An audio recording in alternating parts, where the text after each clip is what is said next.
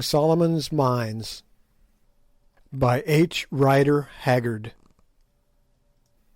Chapter 14. The Last Stand of the Greys.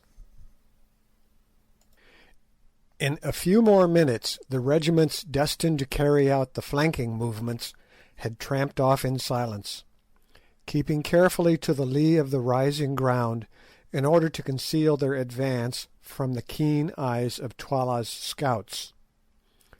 Half an hour or more was allowed to elapse between the setting out of the horns or wings of the army before any stir was made by the Greys and their supporting regiment, known as the Buffaloes, which formed its chest and were destined to bear the brunt of the battle.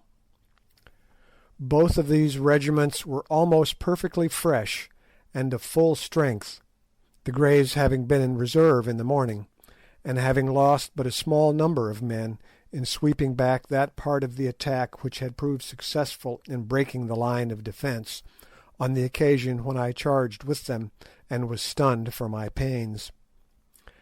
As for the Buffaloes, they had formed the third line of defence on the left, and since the attacking force at that point had not succeeded in breaking through the second, they had scarcely come into action at all. Infadoos, who was a wary old general, and knew the absolute importance of keeping up the spirits of his men on the eve of such a desperate encounter, employed the pause in addressing his own regiment, the Greys, in poetical language, explaining to them the honour that they were receiving in being put thus in the forefront of the battle, and in having the great white warrior from the Stars to fight with them in their ranks, and promising large rewards of cattle and promotion to all who survived in the event of Ignosi's arms being successful. I looked down the long lines of waving black plumes and stern faces beneath them, and sighed to think that within one short hour most, if not all, of those magnificent veteran soldiers, not a man of whom was under 40 years of age, would be laid dead or dying in the dust. It could not be otherwise. They were being condemned, with that wise recklessness of human life which marks the great general, and often saves his forces and attains his ends, to certain slaughter, in order to give their cause and the remainder of the army a chance of success. They were foredoomed to die, and they knew the truth. It was to be their task to engage regiment after regiment of Twala's army on the narrow strip of green beneath us, till they were exterminated, or till the wings found a favourable opportunity for their onslaught. And yet they never hesitated, nor could I detect a sign of fear upon the face of a single warrior. There they were, going to certain death, about to quit the blessed light of day for ever, and yet able to contemplate their doom without a tremor. Even at that moment I could not help contrasting their state of mind with my own, which was far from comfortable, and breathing a sigh of envy and admiration. Never before had I seen such an absolute devotion to the idea of duty, and such a complete indifference to its bitter fruits. "Behold your king," ended old Infadoos, pointing to Ignosi. "Go fight and fall for him, as it is the duty of brave men, and cursed and shameful for ever be the name of him who shrinks from death for his king, or who turns his back to the foe. Behold your king, chiefs, captains, and soldiers. Now do your homage to the sacred snake, and then follow on, that Incubu and I may show you a road to the heart of Twala's host." There was a moment's pause, then suddenly a murmur arose from the serried phalanxes before us, a sound like the distant whisper of the sea, caused by gentle tapping of the handles of 6,000 spears against the holders' shields. Slowly it swelled, till its growing volume deepened and widened into a roar of rolling noise that echoed like thunder against the mountains, and filled the air with heavy waves of sound. Then it decreased, and by faint degrees died away into nothing, and suddenly out crashed the royal salute. Ignosi, I thought to myself, might well be a proud man that day, for no Roman emperor ever had such a salutation from gladiators about to die. Ignosi acknowledged this magnificent act of homage by lifting his battle-axe, and then the Greys filed off in a triple line formation, each line containing about 1,000 fighting men, exclusive of officers. When the last companies had advanced some 500 yards, Ignosi put himself at the head of the Buffaloes, which regiment was drawn up in a similar threefold formation, and gave the word to march, and off we went, I, needless to say, uttering the most heartfelt prayers that I might emerge from that entertainment with a whole skin. Many a queer position have I found myself in, but never before in one quite so unpleasant as the present, or one in which my chance of coming off safe was smaller. By the time that we reached the edge of the plateau, the Greys were already halfway down the slope ending in the tongue of grassland that ran up into the bend of the mountain, something as the frog of a horse's foot runs up into the shoe. The excitement in Twala's camp on the plain beyond was very great, and regiment after regiment was starting forward at a long swinging trot in order to reach the root of the tongue of land before the attacking force could emerge into the plain of Loo. This tongue, which was some 400 yards in depth, even at its root or widest part was not more than 650 paces across, while at its tip it scarcely measured 90. The Greys, who, in passing down the side of the hill and on to the tip of the tongue, had formed into a column, on reaching the spot where it broadened out again, reassumed their triple line formation, and halted dead. Then we, that is, the Buffaloes, moved down the tip of the tongue and took our stand in reserve, about 100 yards behind the last line of the Greys, and on slightly higher ground. Meanwhile we had leisure to observe Twala's entire force, which evidently had been reinforced since the morning attack, and could not now, notwithstanding their losses, number less than 40,000, moving swiftly up towards us.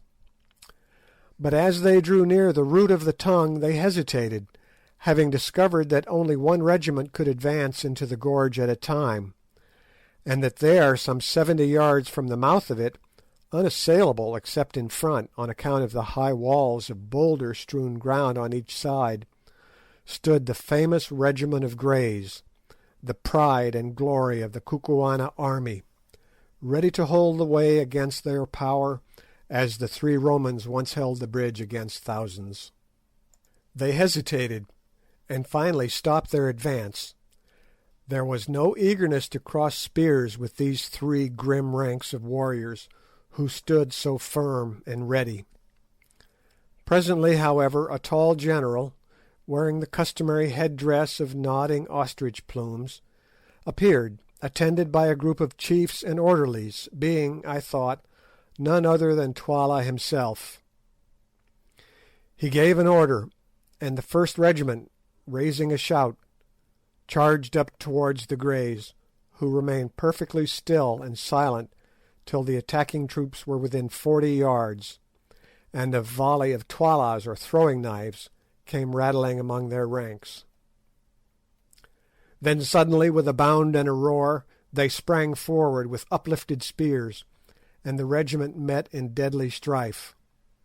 Next second the roll of the meeting shields came to our ears like the sound of thunder, and the plain seemed to be alive with flashes of light reflected from the shimmering spears. To and fro swung the surging mass of struggling, stabbing humanity, but not for long. Suddenly the attacking lines began to grow thinner, and then with a slow, long heave the Greys passed over them, just as a great wave heaves up its bulk and passes over a sunken ridge.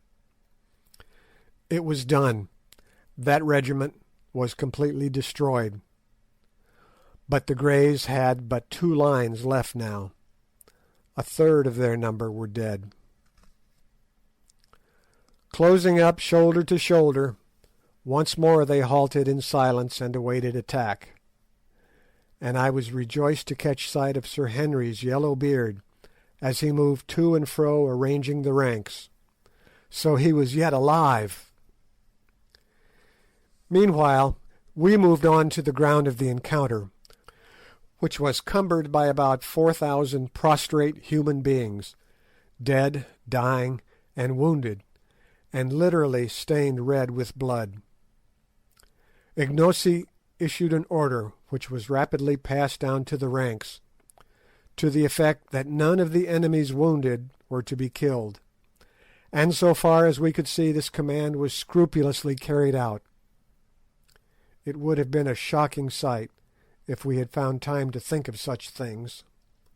But now a second regiment, distinguished by white plumes, kilts, and shields, was moving to the attack of the 2,000 remaining Greys, who stood waiting in the same ominous silence as before, till the foe was within 40 yards or so, when they hurled themselves with irresistible force upon them. Again there came the awful roll of the meeting shields, and as we watched the tragedy repeated itself. But this time the issue was left longer in doubt. Indeed, it seemed for a while almost impossible that the Greys should again prevail. The attacking regiment, which was formed of young men, fought with the utmost fury, and at first seemed by sheer weight to be driving the veterans back. The slaughter was truly awful, hundreds falling every minute, and from among the shouts of the warriors and the groans of the dying, set to the music of clashing spears, came a continuous hissing undertone of "Sji, Sji," the note of triumph of each victor as he passed his assegai through and through the body of his fallen foe. But perfect discipline and steady and unchanging valour can do wonders, and one veteran soldier is worth 2 young ones, as soon became apparent in the present case. For just when we thought that it was all over with the Greys, and were preparing to take their place so soon as they made room by being destroyed, I heard Sir Henry's deep voice ringing out through the din, and caught a glimpse of his circling battle-axe as he waved it high above his plumes. Then came a change. The Greys ceased to give. They stood still as a rock, against which the furious waves of spearmen broke again and again, only to recoil. Presently they began to move once more, forward this time. As they had no firearms, there was no smoke, and we could see it all. Another minute, and the onslaught grew fainter. "Ah, these are men indeed! They will conquer again," called out Ignosi, who was grinding his teeth with excitement at my side. "See, it is done!" Suddenly, like puffs of smoke from the mouth of a cannon, the attacking regiment broke away in flying groups, their white head-dresses streaming behind them in the wind, and left their opponents victors indeed, but alas, no more a regiment. Of the gallant triple line, which 40 minutes before had gone into action 3,000 men strong, there remained at most some 600 blood-spattered men. The rest were under foot. And yet they cheered and waved their spears in triumph, and then instead of falling back upon us as we expected, they ran forward for 100 yards or so after the flying groups of foemen, took possession of a rising knoll of ground, and, resuming their triple formation, formed a threefold ring around its base. And there, thanks be to Heaven, standing on the top of the mound for a minute, I saw Sir Henry, apparently unharmed, and with him our old friend Infadoos. Then Twala's regiments rolled down upon the doomed band, and once more the battle closed in. As those who read this history will probably long ago have gathered, I am, to be honest, a bit of a coward, and certainly in no way given to fighting, though somehow it has often been my lot to get into unpleasant situations, and to be obliged to shed man's blood. But I have always hated it, and kept my own blood as undiminished in quantity as possible, sometimes by a judicious use of my heels. At this moment, however, for the first time in my life, I felt my bosom burn with martial ardour. Warlike fragments from the Ingoldsby legends, together with numbers of sanguinary verses in the Old Testament, sprang up in my brain like mushrooms in the dark. My blood, which hitherto had been half frozen with horror, went beating through my veins, and there came upon me a savage desire to kill and spare not. I glanced round at the serried ranks of warriors behind us, and somehow, all in an instant, I began to wonder if my face looked like theirs. There they stood, their hands twitching, their lips apart, the fierce features instinct with the hungry lust of battle, and in the eyes a look like the glare of a bloodhound when after a long pursuit he sights his quarry. Only Ignosi's heart, to judge from his comparative self-possession, seemed to all appearances to beat as calmly as ever beneath his leopard-skin cloak, though even he still ground his teeth. I could bear it no longer. "Are we to stand here till we put out roots, Umbopa, Ignosi, I mean, while Twala swallows our brothers yonder?" I asked. "Nay, Macumazahn," was the answer. "See, now is the ripe moment. Let us pluck it." As he spoke, a fresh regiment rushed past the ring upon the little mound, and wheeling round, attacked it from the hither side. Then, lifting his battle-axe, Ignosi gave the signal to advance, and screaming the wild Kukuana war-cry, the buffaloes charged home with a rush like the rush of the sea. What followed immediately on this it is out of my power to tell. All I can remember is an irregular yet ordered advance that seemed to shake the ground, a sudden change of front and forming up on the part of the regiment against which the charge was directed, then an awful shock, a dull roar of voices, and a continuous flashing of spears, seen through a red mist of blood. When my mind cleared, I found myself standing inside the remnant of the Greys near the top of the mound, and just behind no less a person than Sir Henry himself. How I got there I had at the moment no idea, but Sir Henry afterwards told me that I was borne up by the first furious charge of the Buffaloes almost to his feet, and then left, as they in turn were pressed back. Thereon he dashed out of the circle and dragged me into shelter. As for the fight that followed, who can describe it? Again and again the multitudes surged against our momentarily lessening circle, and again we beat them back.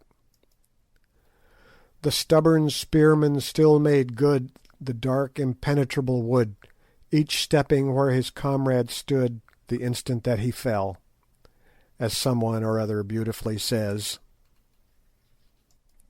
It was a splendid thing to see those brave battalions come on time after time over the barriers of their dead, sometimes lifting corpses before them to receive our spear thrusts, only to leave their own corpses to swell the rising piles. It was a gallant sight to see that old warrior Infadoos, as cool as though he were on parade, shouting out orders, taunts, and even jests, to keep up the spirit of his few remaining men, and then, as each charge rolled on, stepping forward to wherever the fighting was thickest, to bear his share in its repulse. And yet more gallant was the vision of Sir Henry, whose ostrich plumes had been shorn off by a spear thrust, so that his long yellow hair streamed out in the breeze behind him. There he stood, the great Dane, for he was nothing else, his hands, his axe, and his armour all red with blood, and none could live before his stroke. Time after time I saw it sweeping down, as some great warrior ventured to give him battle, and as he struck it he shouted, "Ahoy! Ahoy!"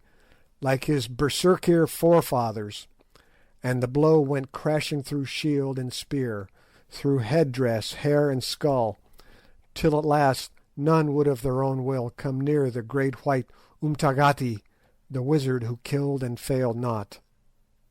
But suddenly there rose a cry of "Twala! Itwala!" and out of the press sprang forward none other than the gigantic one-eyed king himself, also armed with battle-axe and shield, and clad in chain armour. "Where art thou, Incubu, thou white man, who slewest Scragga my son?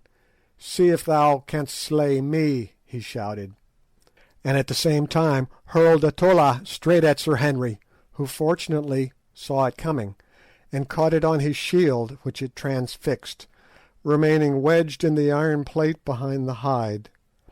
Then with a cry Twala sprang forward straight at him, and with his battle-axe struck him such a blow upon the shield that the mere force and shock of it brought Sir Henry, strong man as he is, down upon his knees.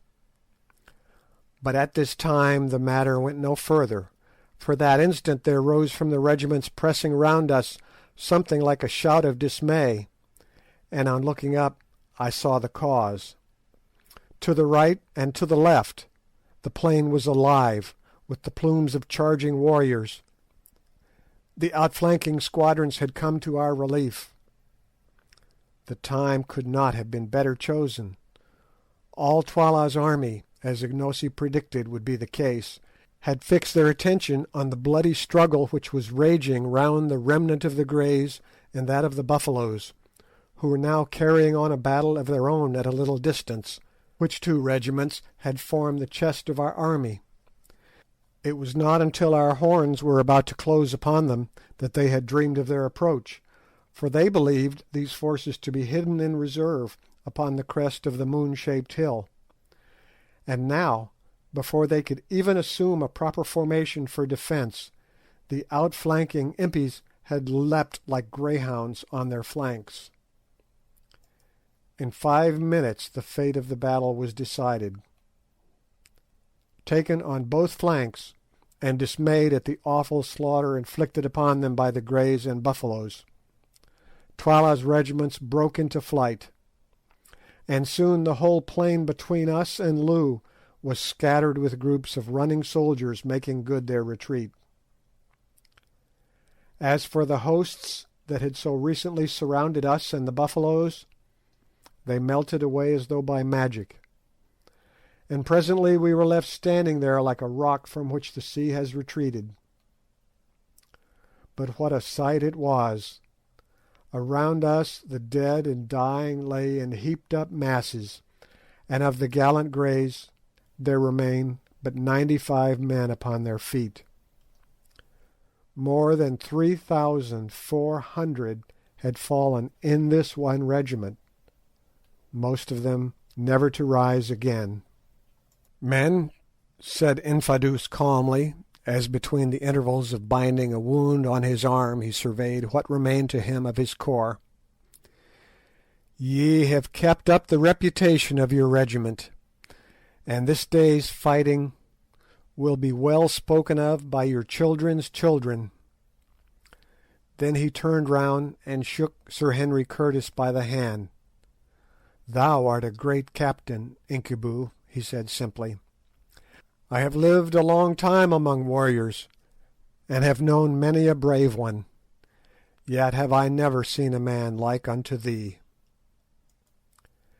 At this moment the Buffaloes began to march past our position on the road to Loo, and as they went a message was brought to us from Ignosi requesting Infadoos, Sir Henry, and myself to join them. Accordingly, orders having been issued to the remaining 90 men of the Greys to employ themselves in collecting the wounded, we joined Ignosi, who informed us that he was pressing on to Loo to complete the victory by capturing Twala, if that should be possible. Before we had gone far, suddenly we discovered the figure of Good sitting on an ant heap about 100 paces from us. Close beside him was the body of a Kukuana. "He must be wounded," said Sir Henry anxiously. As he made the remark, an untoward thing happened.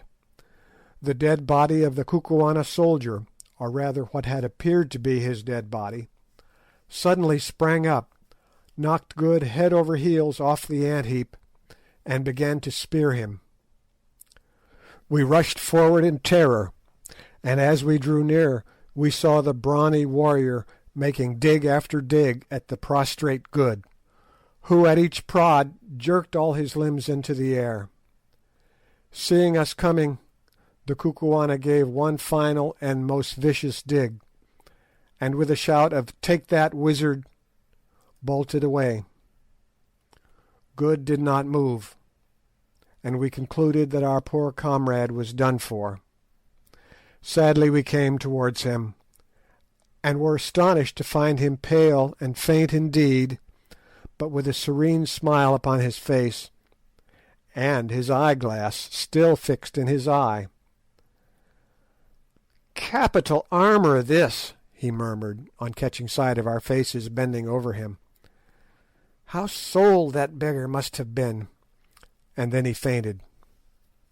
On examination we discovered that he had been seriously wounded in the leg by a tola in the course of the pursuit, but that the chain armour had prevented his last assailant's spear from doing anything more than bruise him badly. It was a merciful escape. As nothing could be done for him at the moment, he was placed on one of the wicker shields used for the wounded, and carried along with us. On arriving before the nearest gate of Loo, we found one of our regiments watching it in obedience to orders received from Ignosi. The other regiments were in the same way guarding the different exits to the town. The officer in command of this regiment saluted Ignosi as king, and informed him that Twala's army had taken refuge in the town, whither Twala himself had also escaped. But he thought that they were thoroughly demoralised and would surrender. Thereupon Ignosi, after taking counsel with us, sent forward heralds to each gate ordering the defenders to open, and promising on his royal word life and forgiveness to every soldier who laid down his arms, but saying that if they did not do so before nightfall, he would certainly burn the town and all within its gates. This message was not without its effect. Half an hour later, amid the shouts and cheers of the Buffaloes, the bridge was dropped across the fosse, and the gates upon the further side were flung open. Taking due precautions against treachery, we marched on into the town. All along the roadways stood thousands of dejected warriors, their heads drooping, and their shields and spears at their feet, who, headed by their officers, saluted Ignosi as king as he passed. On we marched, straight to Twala's kraal. When we reached the great space where a day or two previously we had seen the review and the witch hut, we found it deserted. No, not quite deserted, for there on the further side, in front of his hut, sat Twala himself, with but one attendant, Gagool. It was a melancholy sight to see him seated, his battle-axe and shield by his side, his chin upon his mailed breast, with but one old crone for companion, and notwithstanding his crimes and misdeeds, a pang of compassion shot through me as I looked upon Twala, thus fallen from his high estate. Not a soldier of all his armies, not a courtier out of the hundreds who had cringed round him, not even a solitary wife, remained to share his fate or have the bitterness of his fall.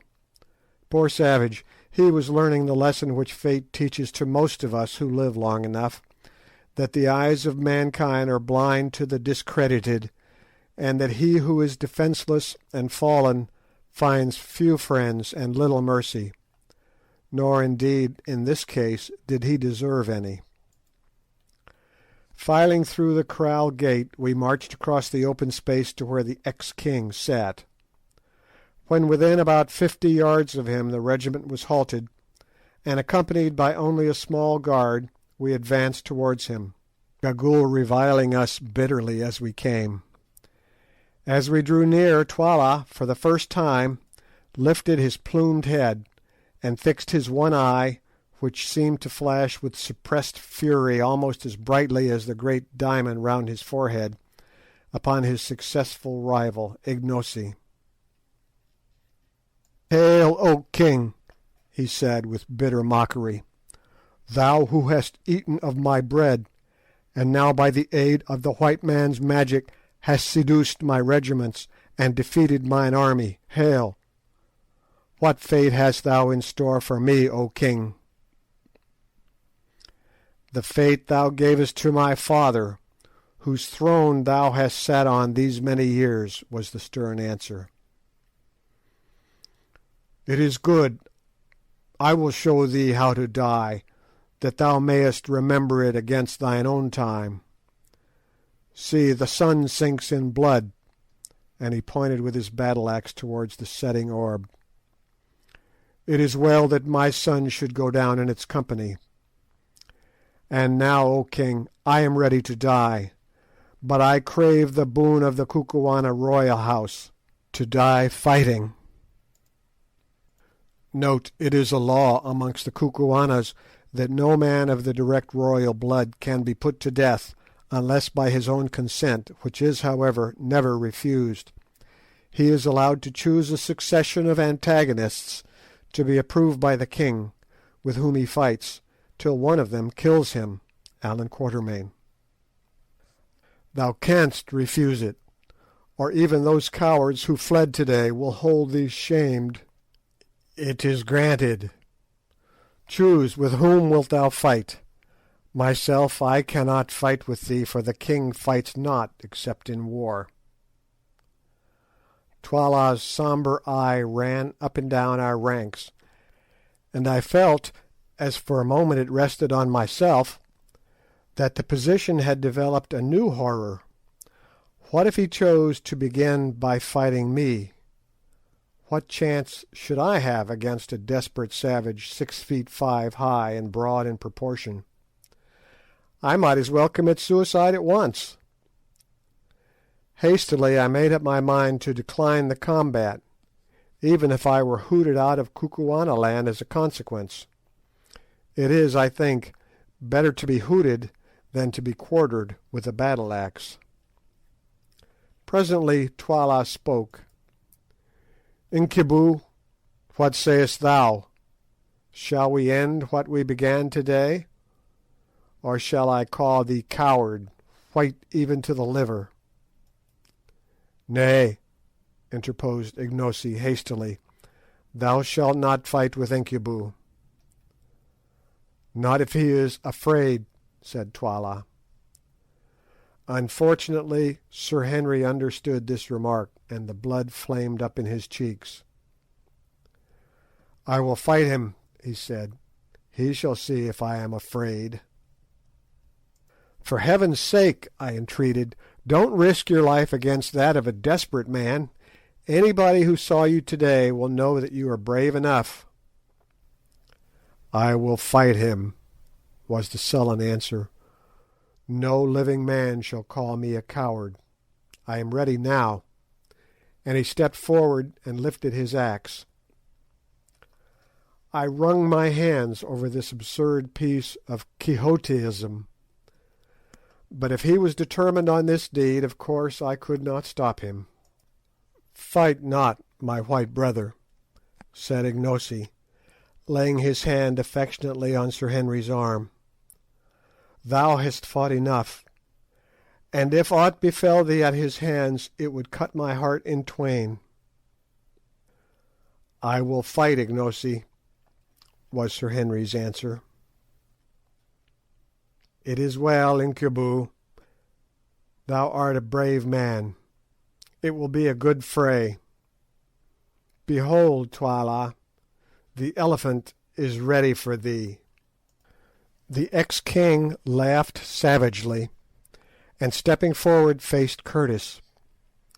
For a moment they stood thus, and the light of the sinking sun caught their stalwart frames and clothed them both in fire. They were a well-matched pair. Then they began to circle round each other, their battle-axes raised. Suddenly Sir Henry sprang forward and struck a fearful blow at Twala, who stepped to one side. So heavy was the stroke that the striker half overbalanced himself, a circumstance of which his antagonist took a prompt advantage. Circling his massive battle-axe round his head, he brought it down with tremendous force. My heart jumped into my mouth. I thought that the affair was already finished. But no, with a quick upward movement of the left arm, Sir Henry interposed his shield between himself and the axe, with the result that its outer edge was shorn away, the axe falling on his left shoulder, but not heavily enough to do any serious damage. In another moment Sir Henry got in a second blow, which was also received by Twala upon his shield. Then followed blow upon blow that were in turn either received upon the shields or avoided. The excitement grew intense. The regiment which was watching the encounter forgot its discipline, and drawing near shouted and groaned at every stroke. Just at this time, too, Good, who had been laid upon the ground by me, recovered from his faint, and sitting up perceived what was going on. In an instant he was up, and catching hold of my arm, hopped about from place to place on one leg, dragging me after him and yelling encouragements to Sir Henry. "Go to it, old fellow!" he hallooed. "That was a good one! Give it him amidships!" and so on. Presently Sir Henry, having caught a fresh stroke upon his shield, hit out with all his force. The blow cut through Twala's shield and through the tough chain armour behind it, gashing him in the shoulder. With a yell of pain and fury, Twala returned the blow with interest, and, such was his strength, shore right through the rhinoceros's horn handle of his antagonist's battle-axe, strengthened as it was with bands of steel, wounding Curtis in the face. A cry of dismay rose from the Buffaloes as our hero's broad axe-head fell to the ground, and Twala, again raising his weapon, flew at him with a shout. I shut my eyes. When I opened them again, it was to see Sir Henry's shield lying on the ground, and Sir Henry himself with his great arms twined round Twala's middle. To and fro they swung, hugging each other like bears, straining with all their mighty muscles for dear life and dearer honour. With a supreme effort Twala swung the Englishman clean off his feet, and down they came together, rolling over and over on the lime paving, Twala striking out at Curtis's head with the battle-axe, and Sir Henry trying to drive the tolla he had drawn from his belt through Twala's armour. It was a mighty struggle, and an awful thing to see. "Get his axe!" yelled Good, and perhaps our champion heard him. At any rate, dropping the tolla, he snatched at the axe, which was fastened to Twala's wrist by a strip of buffalo hide, and still rolling over and over, they fought for it like wildcats, drawing their breath in heavy gasps. Suddenly the hide string burst, and then with a great effort Sir Henry freed himself, the weapon remaining in his hand. Another second and he was upon his feet, the red blood streaming from the wound in his face, and so was Twala. Drawing the heavy tolla from his belt, he reeled straight at Curtis and struck him in the breast. The stab came home true and strong, but whoever it was who made that chain armour, he understood his art, for it withstood the steel. Again Twala struck out with a savage yell, and once more the sharp knife rebounded, and Sir Henry went staggering back. Once more Twala came on, and as he came our great Englishman gathered himself together, and swinging the big axe round his head with both hands, hit at him with all his force. There was a shriek of excitement from 1,000 throats, and behold, Twala's head seemed to spring from his shoulders. Then it fell and came rolling and bounding along the ground towards Ignosi, stopping just at his feet. For a second the corpse stood upright. Then with a dull crash it came to the earth, and the gold torque from its neck rolled away across the pavement. As it did so, Sir Henry, overpowered by faintness and loss of blood, fell heavily across the body of the dead king. In a second he was lifted up, and eager hands were pouring water on his face. Another minute, and the grey eyes opened wide. He was not dead. Then I, just as the sun sank, stepping to where Twala's head lay in the dust, unloosed the diamond from the dead brows, and handed it to Ignosi.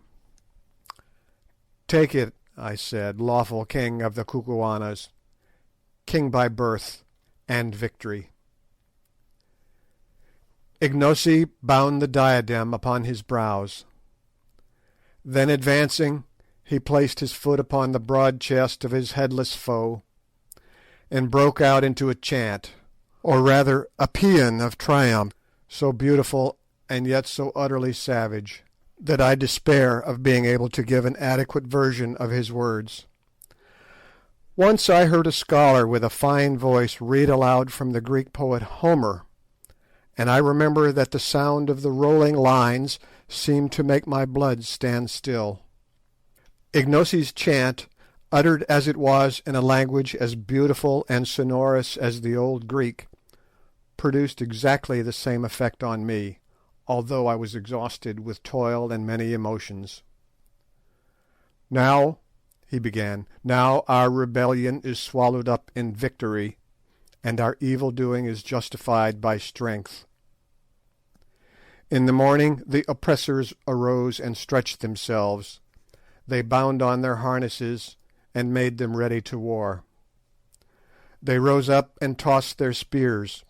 The soldiers called to the captains, 'Come, lead us,' and the captains cried to the king, 'Direct thou the battle.'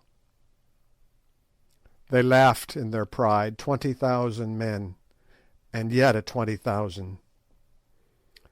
Their plumes covered the valleys as the plumes of a bird cover her nest.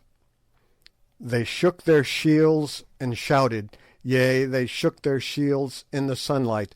They lusted for battle and were glad.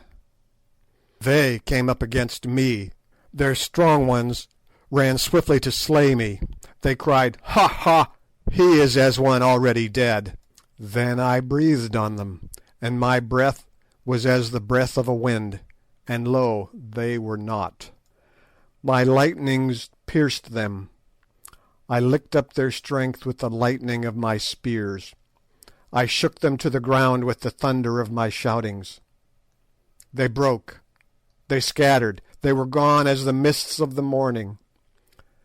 They are food for the kites and the foxes, and the place of battle is fat with their blood.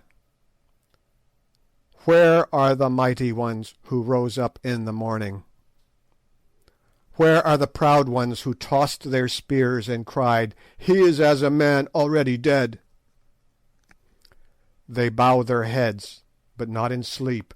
They are stretched out, but not in sleep. They are forgotten.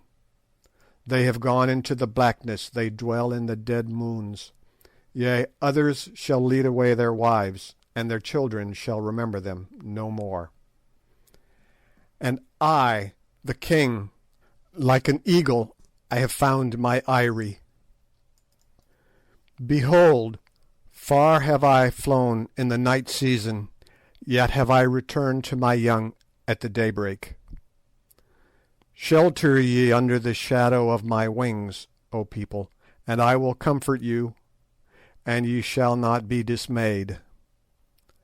Now is the good time, the time of spoil. Mine are the cattle on the mountains, mine are the virgins in the corrals. The winter is overpast with storms, the summer is ready to come with flowers. Now evil shall cover up her face, now mercy and gladness shall dwell in the land. Rejoice, rejoice, my people.